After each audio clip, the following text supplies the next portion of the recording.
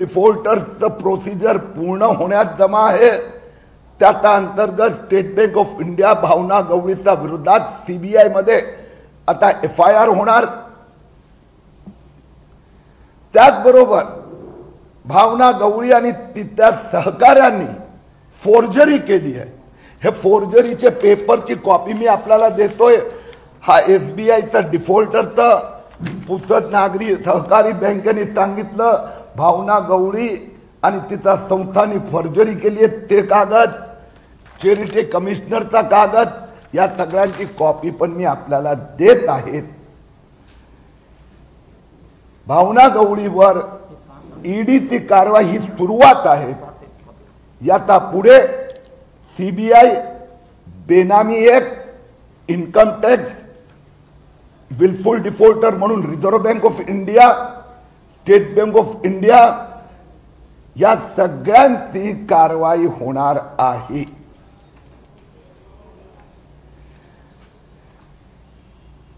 आता अनिल परबचं पण घेऊन टाकू।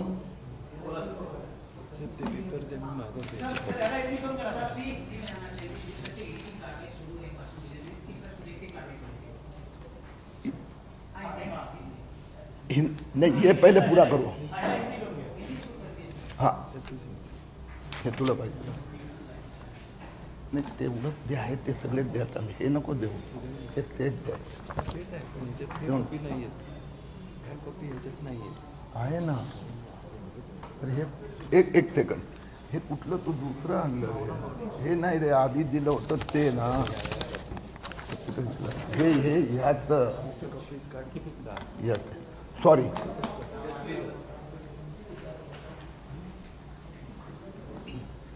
शिवसेना सांसद उद्धव ठाकरे जी की राइट हैंड भावना गवली ने 100 करोड़ का घोटाला किया है।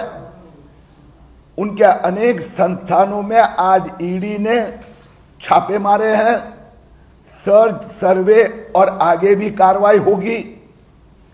भावना गवली ने अपनी स्वयं की अध्यक्षता वाला बालाजी आर्टिकल बोर्ड कारखाने में 44 करोड़ गवर्नमेंट ऑफ इंडिया का कर्जा लिया, 11 crore state Bank of India और अन्य कर्जे लिए, और ये 55 करोड़ का कारखाना भावना गवली ने अपने ही बेनामी कंपनी भावना एग्रो प्राइवेट लिमिटेड को सिर्फ 25 लाख में दे दिया।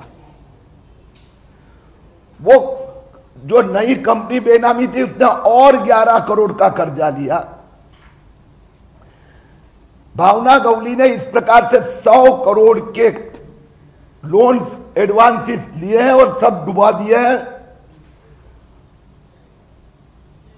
18 करोड़ रुपया कैश भावना गवली और उनके जो 9 संस्थाएं हैं उसमें से कैश विड्रॉ किया गया है।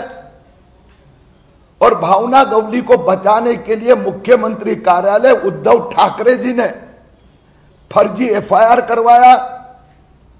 रविवार सुबह 5 बजे भावना गवली अपनी ऑफिस में काम कर रही थी, तब 5-7 लोगों ने आके 7 करोड़ रुपया भावना गवली के कबाट में रखे थे, वो चोरी करके ले गए।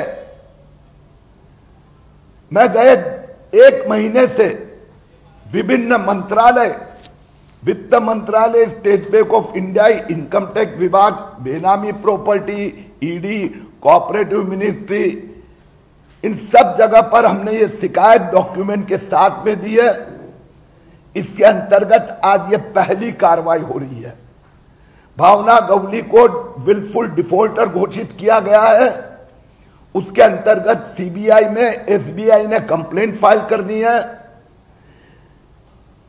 जो उन्होंने 55 करोड़ का कारखाना 25 लाख में 55 करोड़ तो सरकारी कर्ज लिया था, और वो 25 लाख की कंपनी भावना गवली की बेनामी है, ये हमने सिद्ध कर दिया। तो बेनामी एक्ट के अंतर्गत भी कार्रवाई होगी। साथ में 18 करोड़ कैश विड्रॉ किया, वो इलीगल था, तो इनकम टैक्स भी इसकी जांच कर रहा है। State Bank, Reserve Bank of India Uddhav Thackeray के ये जो डल्टी 11 है उसमें से 11वां नाम ये भावना गवली का है। सभी संस्थानों के द्वारा कार्रवाई होगी। 100 करोड़ की जो इन्होंने भावना गवली ने जो चोरी किए, साइफन ऑफ किया है, वो पैसा वापस सरकार की तिजोरी में जाना चाहिए, ये हमारी मांग है।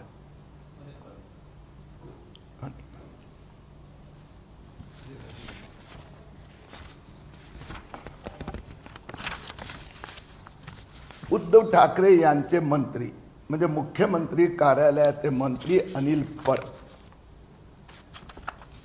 अनिल परब यांनी गैरकायदेशीर रिसोर्ट बांधलं हे उद्धव ठाकरे सरकारने लोकायुक्तांना कळवलं आहे।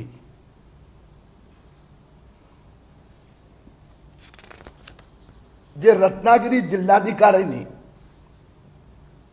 अपर मुख्य सचिव महसूल वन विभाग यांना जो 13 जुलै 2021 ला पत्र दिलं होतं, त्या पत्रातले 2 पॅरेग्राफ मी वाचून दाखवतो।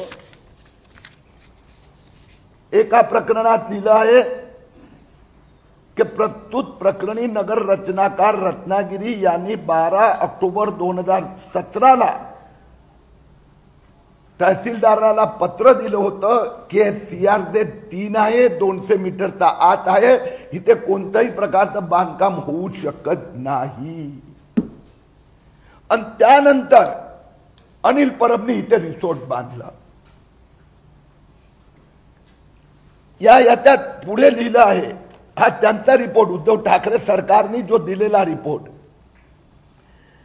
की या संदर्भात जिल्हास्तरीय किनारा व्यवस्थापन समिती रत्नागिरीची 17 जून 2021 चे बैठकीत सदर बांधकामाबाबत चर्चा होऊन मौजे मुरुड तालुका दापोली सर्वे नंबर 446 मधील साई रिसोर्टचा बांधकामाबाबत महाराष्ट्र प्रादेशिक व नगररचना अधिनियम 1966 मधील कलम 52 व 53 तसेच पर्यावरण संरक्षण नियम 1986 मधील तरतुदीनुसार तात्काळ कारवाई करण्याबाबत उपविभागीय अधिकारी दापोली यांना निर्देश देण्यात आले आहे।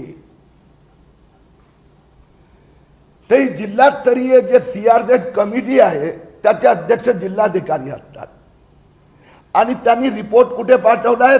त्यांनी लिहिलंय प्रधान सचिव पर्यावरण तथा अध्यक्ष महाराष्ट्र यांना हा अहवाल पाठवण्यात आला आहे। त्याचे मंत्री सन्माननीय आदित्य ठाकरे आहेत। आदित्य ठाकरे यांच्या मंत्रालयात MCZ आणि रत्नागिरी जे किनारा प्रादेशिक कमिटी या दोघांनी म्हटलं आहे की अनिल परबचं रिसोर्ट गैरकायदेशीर आणि त्याच्यावर ताबडतोब कारवाई करा असा आदेश देण्यात आला आहे। आता मंत्रिमंडळात राहू कसा शकतो? ज्याचं बांधकाम गैरकायदेशीर घोषित करण्यात आलंय। अनिल परबनी फोर्जरी केली। 12 ऑक्टोबर 2017 ला टाउन प्लॅनिंगने कळवलं, तर त्यानंतर अनिल परबनी रिसोर्ट बांधला। त्याची पुढची गंमत सांगतो, किस्सेवरचा पॅरेग्राफ आहे। सदर मिळकतीमध्ये विना परवाना केलेला बांधकाम उपविभागीय यांनी सध्याचे मालक सदानंद कदम यांना नोटीस पण बजावली आहे। एक विदाउट परमिशन केलं, दुसरं CRZ मध्ये केलं, तिसरं त्यांना परवाना जो फोर्ज परवाना होता तो 500 मीटरचा होता, 5000 फूटचा, त्यांनी 17,800 स्क्वेअर फीट बांधकाम केलं।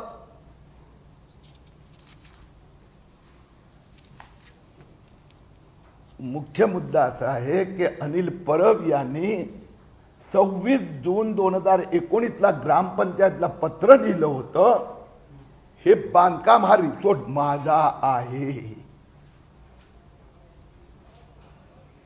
अनिल परबनी लिहिलं होतं। अनिल परबनी स्वतः 2019-20 आणि 2020-21चा प्रॉपर्टी टॅक्स अनिल परबनी भरला. अनिल परबच्या नावाने रिसीट आहेत. अनिल परबच्या खात्यातून पैसे देण्यात आले आणि 2020-21चा केव्हा भरला? 17 डिसेंबर 2020ला. म्हणजे अनिल परब मंत्री असताना गैरकायदेशीर रिसोर्ट त्यांनी बांधलं, तो माझा आहे, त्याचा प्रॉपर्टी टॅक्स भरला. मंत्री महोदय स्वतः गैरकायदेशीर बांधकाम करतात आणि त्याला वाचवण्याचं पाप मुख्यमंत्री परिवार करत आहेत.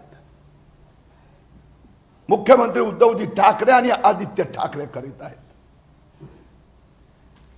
दुसरी गोष्ट,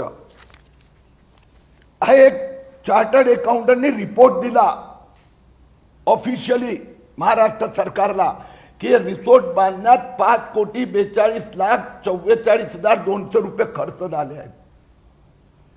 सन्माननीय अनिल परब यांनी एक दमडीचा खर्च पण स्वतःचा अकाउंट मध्ये दाखवलेला नाही. मग रिसोर्ट बांधण्याचा पैसा कुठून आला? सचिन वाझेचा वसुलीमधला पैसा होता. किरीट सोमय्यांनी घोटाळा उघडकीस आणल्यानंतर अनिल परबनी स्वतःचा मित्राला सदानंद कदमच्या नावाने हा रिसोर्ट 1 कोटी रुपयात करून टाकला. बांधकामाचा खर्च 5,42,00,000. मार्केट व्हॅल्यू ग्रामपंचायत प्रमाणे 21 कोटी आणि 1 कोटीत एग्रीकल्चर लँड म्हणून विकला. म्हणून अनिल परबच्या विरोधात आम्ही बेनामी प्रॉपर्टी ऍक्ट मध्ये कंप्लेंट फाईल केली आहे. मनी लॉन्ड्रिंग झालं आहे. 5,42,00,000 खर्च केले पण ते व्हाईट मध्ये दाखवले नाहीयेत म्हणून ईडी मध्ये कंप्लेंट केलेली आहे. एन्व्हायरमेंट मिनिस्ट्री MCZD मध्ये फॉलोअप करतोय आणि नॅशनल ग्रीन ट्रिब्युनल मध्ये हिअरिंग सुरू झालेला आहे. माझी मागणी आहे ईडीनी इन्कम टॅक्सनी बेनामी प्रॉपर्टी ऍक्ट मध्ये, ईडीनी मनी लॉन्ड्रिंग मध्ये याची चौकशी केली पाहिजे. दुसरी गोष्ट, मंत्रीनी गैरकायदेशीर बांधकाम केलं आहे हे त्यांचा पर्यावरण मंत्रालयाचा MCZD महाराष्ट्र समिती आणि जिल्हा समितीने लिहिलंय. त्याच्यावर कारवाई करण्याचे आदेश दिले आणि त्यानंतरही मंत्री मंत्रिमंडळात कसं राहू शकतो?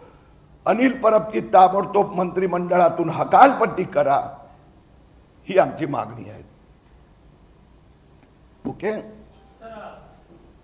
नाना पटोलेंनी म्हटलंय की फक्त किरीट सोमय्या ज्यांच्यावर आरोप करतात त्यांच्यावरच फक्त ईडीची चौकशी होते. म्हणजे केंद्रातल्या विरोधी पक्षांवरच ईडीची कारवाई होताना दिसत आहे, बाकीच्यांवर कारवाई कुठे होत नाहीये. मला काय काय वेळी हास्यास्पद वाटतं की आघाडी सरकार जे घोटाळे करतात, लूटमार करतात ते दिसतात, त्याचे पुरावे समोर येत आहेत, पण त्याच्या संबंधी कधी न संजय राऊत बोलतात ना कधी उद्धव ठाकरे बोलतात. किरीट सोमय्या कोणाच्या विरोधात बोलतायत हे बाजूला ठेवा. घोटाळा झालाय ते अनिल परबने अनधिकृत बांधकाम केले त्याच्या मंत्रालयाने आदित्य ठाकरेंनी सांगितलं ना. भावना गवळीच्या विरोधात धर्मादाय आरोग्य चॅरिटेबल ट्रस्ट यांनी सांगितलं ना. महाराष्ट्राचा सहकार विभागाने सांगितलं ना. मग घोटाळे हे करतात, पैसे हे पळवतात. प्रताप सरनाईकची 35 कोटीची टिटवाळीची जागा आज पण जप्तीमध्ये आहेत. प्रताप सरनाईकच्या विरोधात उद्धव ठाकरे यांचे additional principal chief secretary UD त्यांनी लोकायुक्त हिअरिंग मध्ये सांगितलं की विहान गार्डनचा वरचे 5 मधल्या अनधिकृत आहेत. हे 15 दिवसापूर्वी सांगितलं. तर ते नाना पाटोळे संजय राऊतना सांगा एक घोटाळेबाजांसंबंधी बोला. आणि किरीट सोमय्याची एक छोटीशी पण चूक झाली असते ना, ते उद्धव ठाकरे पासून त्यांच्या सगळ्या गँगनी किरीट सोमय्याला आर्थर रोड नाही अंदमानला पाठवला असता. ओके. ये अनिल परब का हिंदी में बोल देता हूं. उद्धव ठाकरे के राइट हैंड अनिल परब ने जो रत्नागिरी में रिसोर्ट बनाया है वो CRZ का भंग है, गैर कानूनी है. ऐसा निर्णय महाराष्ट्र सरकार के पर्यावरण मंत्रालय ने, रत्नागिरी के जिलाधिकारी ने दिया है। उनके खिलाफ कानूनी कार्रवाई करने के आदेश दिए गए हैं। अनिल परब मंत्री होते हुए ये उन्होंने बनाया है, इसका उन्होंने रजिस्ट्रेशन किया, प्रॉपर्टी टैक्स भर रहे हर साल, 5,42,00,000 खर्चा किया, उनके चार्टर्ड अकाउंटेंट ने सर्टिफिकेट दिया है। तो एक मंत्री स्वयं गैर कानूनी कार्रवाई करता है और उद्धव ठाकरे जी और उनके सुपुत्र जो पर्यावरण मंत्री है उससे मंत्री को प्रोटेक्ट करते हैं। अनिल परब की मंत्री परिषद से हकाल पट्टी होनी चाहिए। मैंने ये अनिल परब के जो बेनामी रिसोर्ट जो 5,40,00,000 कैश में पेमेंट किया, इसके संबंध में मनी लॉन्ड्रिंग, ये ईडी, बेनामी प्रॉपर्टी एक्ट और पर्यावरण मंत्रालय, नेशनल ग्रीन ट्रिब्यूनल में शिकायत की है। मुझे विश्वास है अनिल परब पर कार्रवाई होगी। अनिल परब यांच्यावरती कारवाई जी होते आहे, कुठलाही नारायण राणे यांना आपल्या अशा प्रकारचे आरोप आहेत।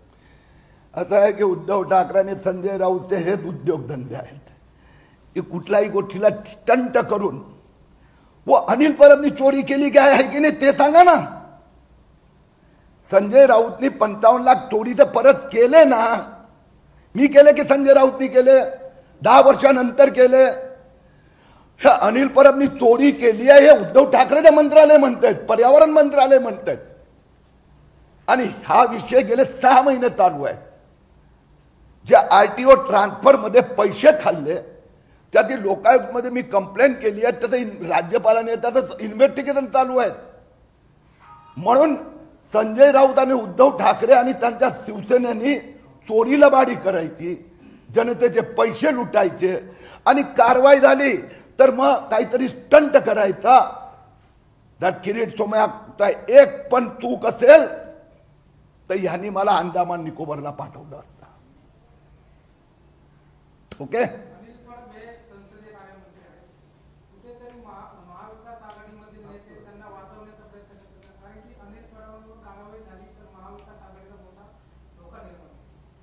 आदित्य ठाकरे असो, उद्धव ठाकरे असो, शरद पवार असो, कोणीही या घोटाळेबाज अनिल परबला वाचवू शकणार नाही। अनिल देशमुख आणि अनिल परब दोघांना जेलमध्ये जावंच लागणार।